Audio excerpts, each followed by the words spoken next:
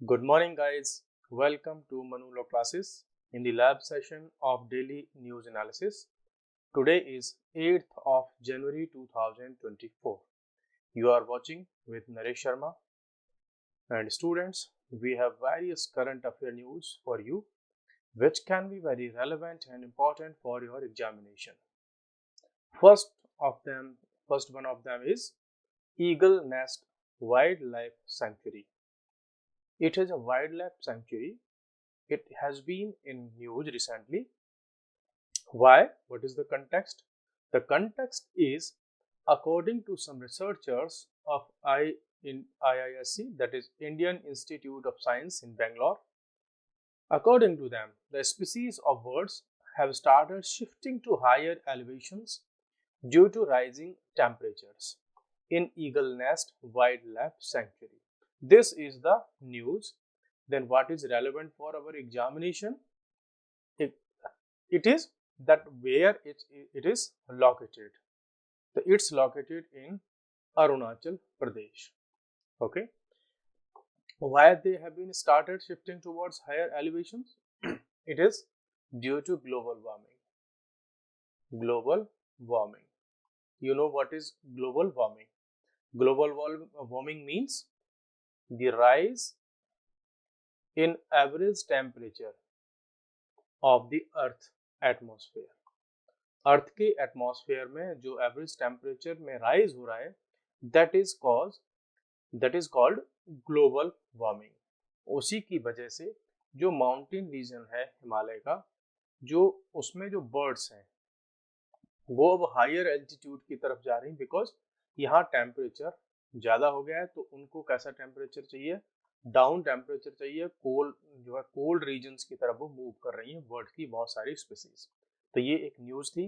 अब हमको पता होना चाहिए कि wild life sanctuary that is eagle nest, इसका लोकेशन क्या है? तो it is situated in Arunachal Pradesh. क्या नाम है इसका? Eagle nest wild life century.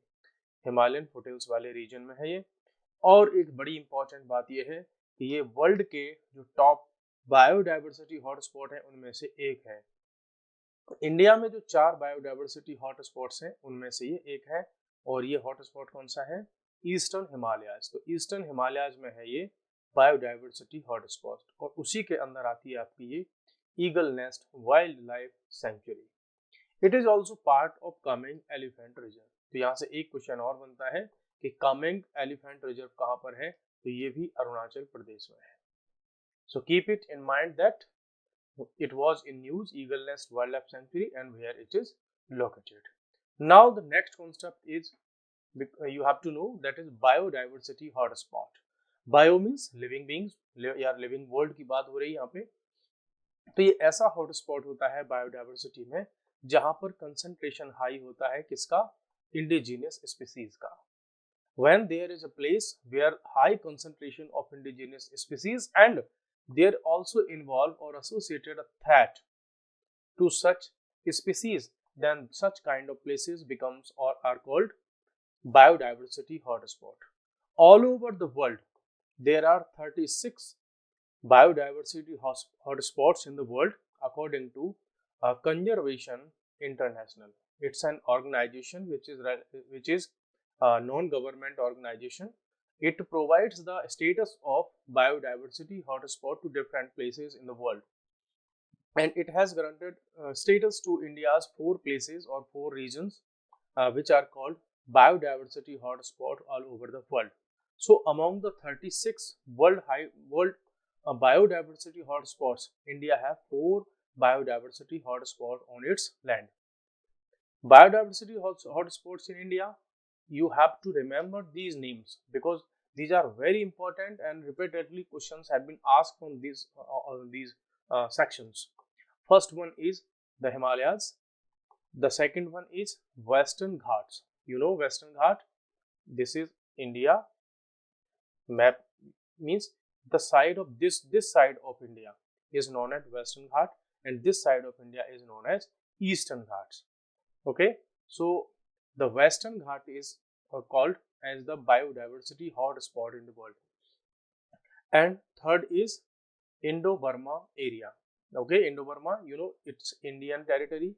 and it's in northeast region of India, and this is here is Burma, that is today known as Myanmar. So this is the region we called it Indo-Burma area. Okay, the next one is Sundaland.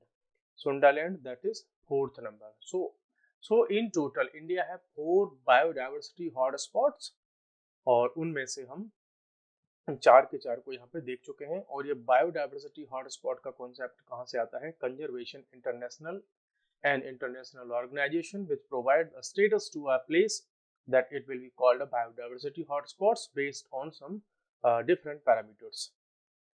So look all these biodiversity hotspots in India on world map. This is the Himalayan region. It is known for its high biodiversity, and the another region is this one is Indo-Burma region. This one is, so it's northeast India, and this is the Burma region. Burma, that is Myanmar. Okay, the next third one is that is Western Ghat. It is the Maharashtra, Goa, Karnataka region, and so also Kerala region. So this is known as the Western Ghats. And another is the Sundaland region, where जिसमें include होता है क्या? जो Andaman and Nicobar जो islands हैं वो reason include होता है। और इसमें इधर जब हम आगे बढ़ जाते हैं तो इसका मलेशिया वगैरह वाला जो रीजन है वो भी सुंडालैंड में काउंट होता है। तो एक्चुअली अगर हम बात करें तो 2 रीजन ऐसे हैं, हिमालयन एंड वेस्टर्न घाट, जो टोटली इंडिया में लाई करते हैं। एंड ये जो 2 रीजन्स हैं, इंडो बर्मा एंड सुंडालैंड वाला, ये इंडिया प्लस इंडिया के जो अदर नेबरिंग रीजन्स हैं उनके साथ में क्या करते हैं, ये लैप्स जो है ओवरलैप करते हैं। Okay, so now move towards another important news, that is project Veer Gatha. It's a very important project in India to promote patriotism, देशभक्ति, वो सब प्रमोट करने के लिए ये एक मिनिस्ट्री ऑफ डिफेंस और मिनिस्ट्री ऑफ एजुकेशन का जॉइंट प्रोजेक्ट है। इसके थ्रू क्या कर रहे हैं हम, 2021 में ये स्टार्ट हो चुका था, ठीक है। अच्छा, इसमें मेन काम इनका क्या है? इसमें मेन वर्क इसका ये है कि it is a joint initiative तो है ही, इसमें मेन बात ये है कि जितने लोगों को इंडिया में जो गैलेंट्री अवार्ड्स मिलते हैं उनकी एक इंफॉर्मेशन, उनकी डिटेल है ना, उनकी ब्रेवरी को लोगों तक पहुंचाना, और वो भी स्पेशली किसको, हमारी जो न्यू यंग जनरेशन है, हमारे जो चिल्ड्रन हैं, ठीक है, हमारे जो टीनेज के बच्चे हैं, उनको पता चले कि देशभक्ति क्या होती है, what is patriotism and how our brave soldiers, officers have served और have sacrificed even their lives for our great nation, that is India, Bharat. So this is the initiative, this is the project by the joint efforts of Ministry of Defense and Ministry of Education, which is promoting the information and details about the gallantry award winners or gallantry awardees, so they can get the recognition or information in the common people, that how people are serving for our great nation, so they will get that spirit in our next generations. So project Veer Gatha ye hai. Now we have to know about the key facts about the gallantry awards. Okay, what is gallantry award? Because this scheme is totally relevant, related or associated with the gallantry awardees. तो क्या है gallantry awards? अगर हम gallantry awards की बात करें तो इनको गवर्नमेंट ऑफ इंडिया ने इंस्टीट्यूट किया था, किसके लिए, कि जो हमारे आर्म फोर्सेस के, पुलिस फोर्सेस के या अदर सिविलियंस हैं जिन्होंने इंडिया के लिए ब्रेवरी के साथ में काम किया और अपनी लाइफ तक को जो है दांव पर लगा दिया, ठीक है, स्टेक पर लगाया। तो ऐसे लोगों के बारे में, ऐसे लोगों को हम सम्मानित करने के लिए उनको उनके ऑनर में ये अवार्ड दिए जाते हैं, ठीक है। तो these are announced twice in a year, 2 बार ये अवार्ड दिए जाते हैं, एक बार रिपब्लिक डे पर और एक बार इंडिपेंडेंस डे पर, ठीक है। तो पोस्ट इंडिपेंडेंस अगर हम बात करें तो उस समय यहाँ हमारे यहाँ जो अवार्ड बनाए गए थे, कॉन्स्टिट्यूट किए थे, कौन कौन, परमवीर चक्र, महावीर चक्र, वीर चक्र, ये 1, 2 और 3, ये 3 अवार्ड 1950 में ही 26 ऑफ जनवरी को हमारे यहाँ बनाए गए थे, इनका कॉन्स्टिट्यूशन किया गया था। उसके बाद अगर हम बात करें, फिर उसके बाद में एक अशोक चक्र की श्रेणी आई, उसमें भी हमने अवार्ड बनाए। उसमें 3 क्लास थी, क्लास 1, क्लास 2 और क्लास 3 ऑफ किसकी, अशोक चक्र की। मींस अशोक चक्र क्लास 1, अशोक चक्र क्लास 2, अशोक चक्र क्लास 3, ये 3 हमने बनाए। उसके बाद में इनका हमने क्या किया, इनको रीनेम किया, बिकॉज इसमें जो क्लास दिख रही है वो मींस जो क्लास 2, क्लास 3 उन लोगों के लिए अच्छा सा नहीं लगता ये वर्ड थोड़ा सा, ठीक है। तो इसके बाद इनके नाम चेंज किए गए। तो जो अशोक चक्र क्लास जो थी, अशोक चक्र की जो एक सीरीज थी, उसको क्या किया गया, उसमें एक रखा गया अशोक चक्र, और क्लास 2 वाला था उसका नाम हो गया कीर्ति चक्र, और क्लास 3 वाले का हो गया शौर्य चक्र। तो उसके बाद से इनके नाम चेंज हो गए।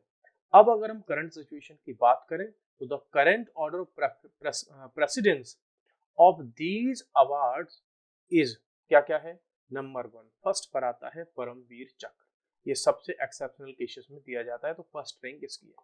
The next rank is awarded to the Ashok Chakra, then next is Mahavir चक्र, देन कीर्ति चक्र, देन वीर चक्र एंड देन शौर्य चक्र। तो ये जो अवार्ड्स हैं, गैलेंट्री अवार्ड्स हैं, इनकी ये ऑर्डर ऑफ प्रेसिडेंस रहता है इंडिया में, और ये 2 बार दिए जाते हैं, on the day of independence and on the day of republic day of India, that is 26th of January every year. Now 30 Doradus B, ये एक न्यूज में रहने वाला एक सुपरनोवा टाइप का एक जो है कॉन्सेप्ट है, आओ इसको हम जान लेते हैं। नासा का जो चंद्र एक्सरे एक ऑब्जर्वेटरी है, उसने कुछ इमेजेस, कुछ पिक्स को क्या किया है, कैप्चर किया है, और इसका नाम उन्होंने क्या दिया है, 30 डोराडस बी। ये क्या है, एक सुपरनोवा है, उसका रेमनेंट जैसा दिखाई पड़ता है, ठीक है। अब हम एक एक करके जान लेते हैं कि सुपरनोवा वगैरह ये सब क्या कॉन्सेप्ट है। 30 डोराडस बी की अगर हम बात करें, तो इसको हम NGC 260 भी कहते हैं। ये क्या है, एक सुपरनोवा का रेमनेंट है, ठीक है। और कहाँ मिलता है ये, लार्ज मेगालेनिक क्लाउड में। और लार्ज मेगालेनिक क्लाउड कहाँ पर है, हमारी जो गैलेक्सी है, you know there are many galaxies in this universe, और उसमें से जिस गैलेक्सी में हम आते हैं उसका नाम क्या है, मिल्की वे। ये क्वेश्चन कई बार पूछा गया है साइंस में कि इंडिया के मीन्स जो अर्थ पर लोग रहते हैं, अर्थ की जो नियरेस्ट गैलेक्सी है वो कौन सी है, तो ये है मिल्की वे। तो मीन्स ऐसे देखो, इसको ऐसे देखो कि ये एक सुपरनोवा की घटना हुई यहाँ पर, ठीक है। सुपरनोवा की जो इवेंट है उसका मतलब है एक्सप्लोजन इन अ स्टार। जैसे सन क्या है, एक स्टार है, इसमें अगर एक्सप्लोजन हो जाए तो बहुत सारी लाइट इसमें से इमर्ट करेगी, बहुत ज्यादा ल्यूमिनोसिटी इसकी होगी। तो ये एक्सप्लोजन हुआ सुपरनोवा में, ये कहाँ हुआ, किसके अंदर, ये हुआ जिसका नाम है मेगालेनिक क्लाउड के अंदर, ठीक है। ये एक गैलेक्सी है, और ये किसके पास में है, ये है मिल्की वे के पास में। तो ठीक है, ये हो गई आपकी मिल्की वे। तो इसके सैटेलाइट गैलेक्सी हम इसको कह रहे हैं, ठीक है, मेगालेनिक को, क्योंकि इसके आसपास घूमती रहती है, पास में है।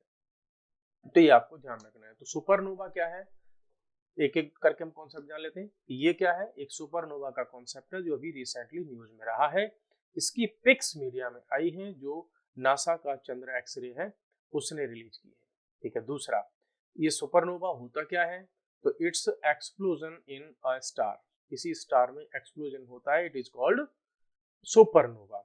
गैलेक्सी आपको समझ में आ गई होगी, गैलेक्सी क्या है, बहुत सारे स्टार्स का कलेक्शन है, ठीक है, that is Galaxy.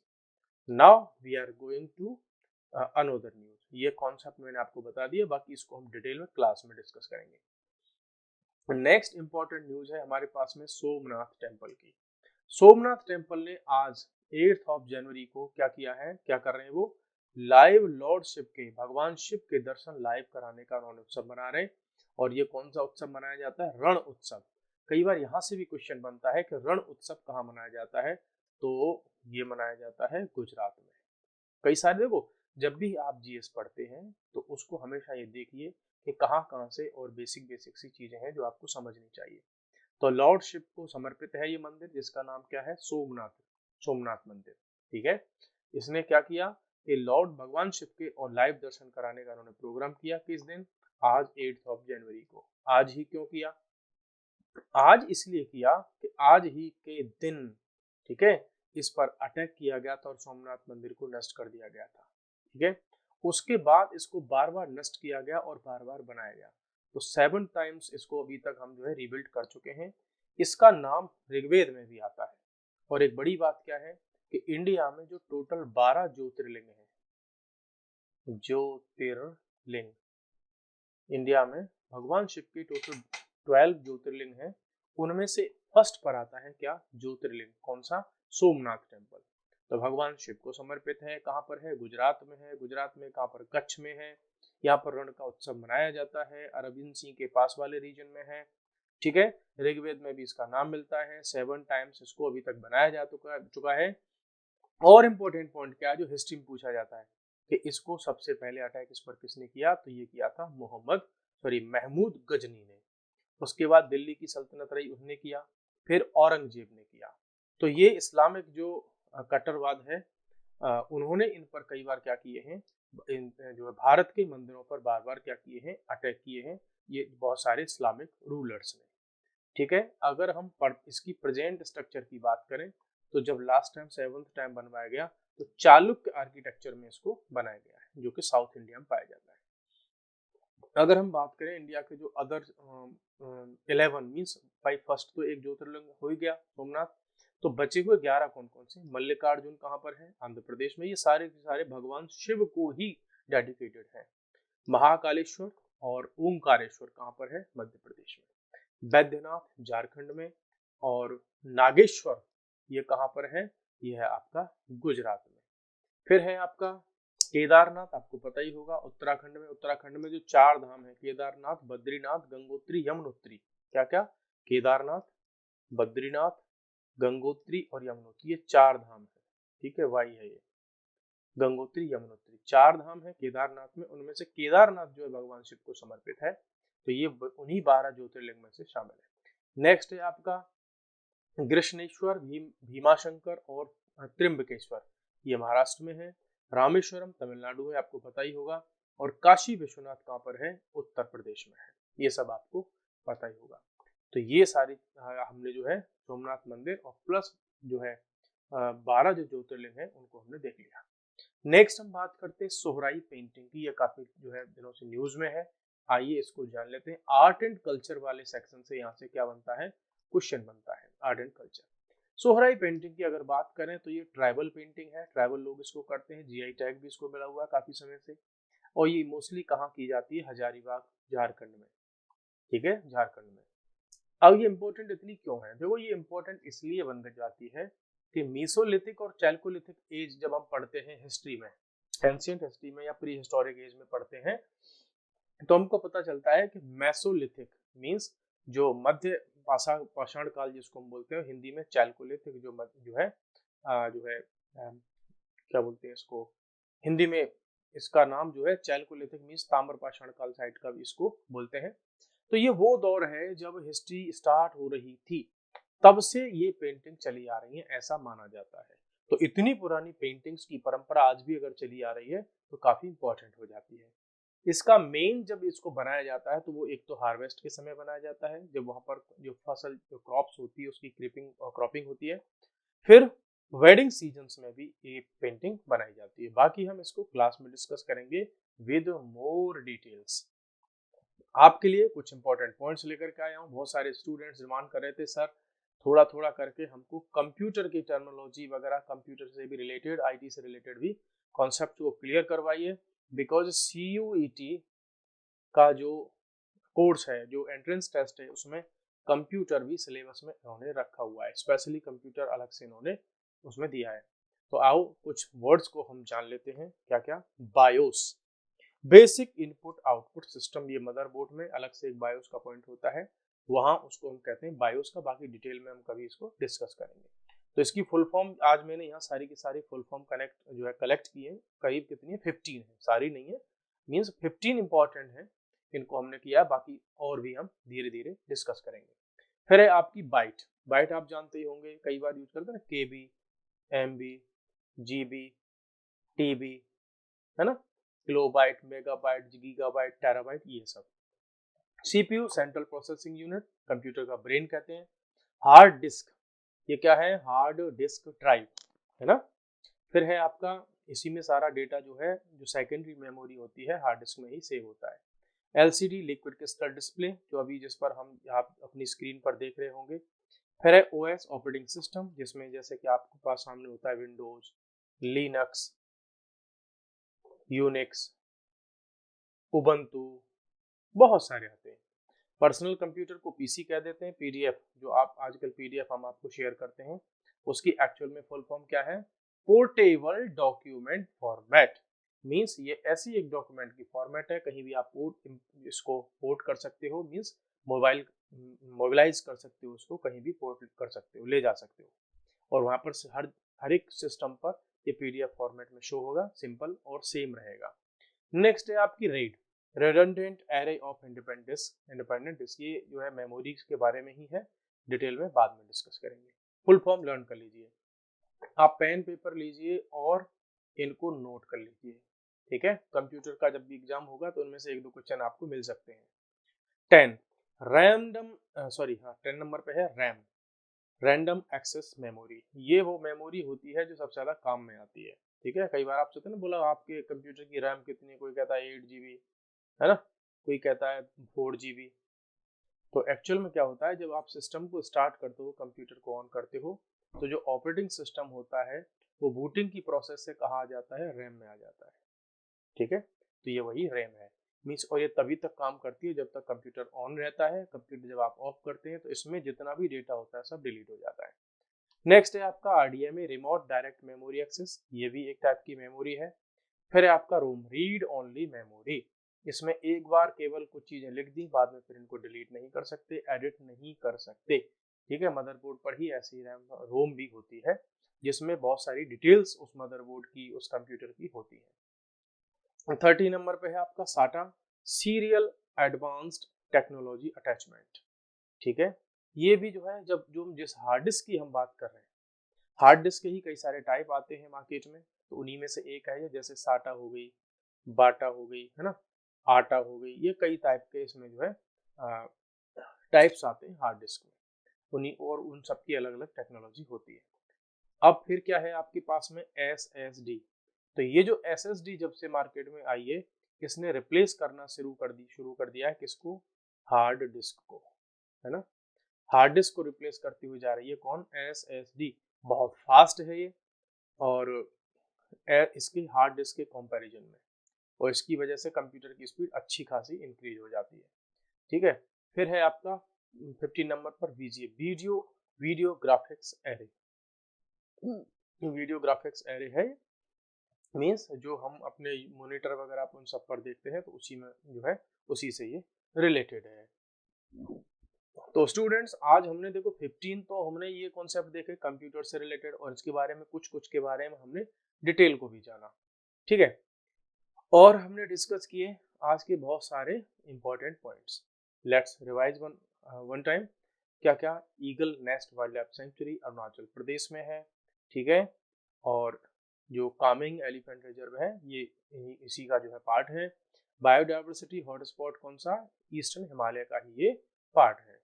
Biodiversity hotspot का कॉन्सेप्ट देखा हमने कि बहुत ज्यादा वहाँ पे बायोडाइवर्सिटी हो और उसको थ्रेट हो, इसका स्टेटस प्रोवाइड करता है conservation international. Biodiversity hotspot India में 4 हैं, वर्ल्ड में टोटल 36 हैं, ठीक है। ये हमने यहाँ पर मैप पर देख लिए थे। प्रोजेक्ट वीर गाथा हमने देख लिया कि हमारे जो नेशनल हीरोज हैं, जो army, navy, air force, police forces वगैरह में हैं, उन्होंने जो कर्तव्य किए, अपनी जान तक की बाजी लगा दी, दे सैक्रिफाइस देयर लाइफ, उनके बारे में बच्चों को बताने का इसमें काम है। गैलेंट्री अवार्ड्स की हमने बात की, इसमें परमवीर चक्र, महावीर चक्र, अशोक चक्र वगैरह की बात की, जो कि दिए जाते हैं गैलेंट्री अवार्ड्स में 2 टाइम्स दिए जाते हैं, इन अ ईयर, इंडिपेंडेंस डे और रिपब्लिक डे। 30 डोराल्डस बी, एक सुपरनोवा के बारे में हमने जाना, जो कि मिल्की वे के ही पास की एक गैलेक्सी है जिसका नाम है मैगालेनिक क्लाउड, ये है ना, इसके बारे में हमने जाना। और ये जाना कि सुपरनोवा क्या है। Supernova is the explosion in star, ये भी हमने देखा। फिर है सोमनाथ टेम्पल, हमने इसका एनिवर्सरी हम मना रहे हैं कि सबसे पहला अटैक जो हुआ था 8 जनवरी को ही इस पर अटैक किया और इसको डिस्ट्रॉय कर दिया गया था। 7 बार इस पर अटैक्स हुए, बार बार हमने इसको बनाया, और जो इस्लामिक आक्रांता थे उन्होंने हमेशा इसको नष्ट करना चाहा, लेकिन बार बार हमने इसको बनाया। भगवान शिव को समर्पित है और टोटल जो 12 ज्योतिर्लिंग है भारत में, उनमें से प्रथम नंबर पर आता है सोमनाथ। बाकी जो 11 हैं उनके भी नाम जाने, वो कौन से स्टेट में, ये भी जाना हमने। सोहराई पेंटिंग को जाना हमने, जो कि हजारीबाग डिस्ट्रिक्ट किसका, झारखंड का, वहां पर ये प्रैक्टिस में की जाती है और ये काफी काफी काफी पुरानी है, ठीक है, वेरी वेरी वेरी ओल्ड, जो कि मेसोलिथिक और चैल्कोलिथिक टाइम से चली आ रही है। फिर हमने देखा क्वेश्चंस ऑफ द डे में बहुत सारी फुल फॉर्म्स और कंप्यूटर से रिलेटेड कुछ कॉन्सेप्ट्स। तो I hope that you have noted down these important points and concept for your revision in before the examination time. Dear students, you have to make some notes with your pen and paper, which will help you when you are approaching the examination, because before 5 or 10 days of the examination you cannot revise or read 1000 pages books or 500 pages books. So ultimately these notes will help you. So now we are going to end this session. कल फिर मिलेंगे next session में, तब तक के लिए bye bye, thank you very much.